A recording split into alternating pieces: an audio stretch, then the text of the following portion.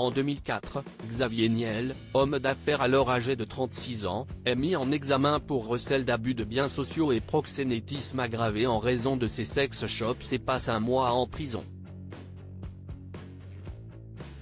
Une passade de sa vie qu'il a physiquement transformée comme il l'a fait savoir sur le plateau de Quelle Époque.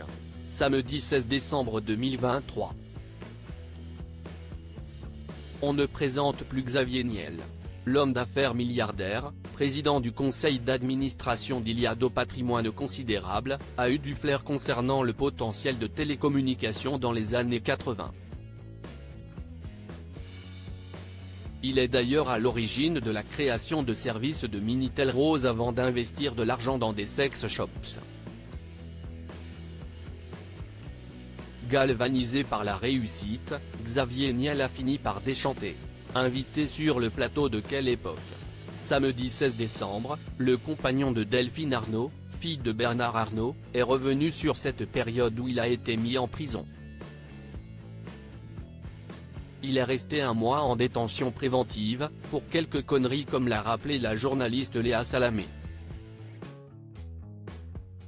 Et autant dire que ces quelques jours passés derrière les barreaux ont métamorphosé physiquement Xavier Niel.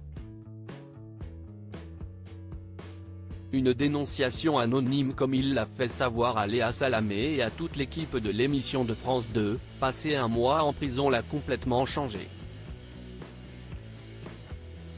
Et à l'époque, Xavier Niel n'a même pas conscience de la véritable raison pour laquelle il est incarcéré. Je ne sais pas ce que je fais là, j'ai l'impression d'avoir déconné fiscalement, mais pour moi fiscalement, on ne va pas en prison parce que je n'aille pas payer mes impôts. Xavier Niel a fini par préciser qu'il devait son petit séjour en prison à une dénonciation anonyme.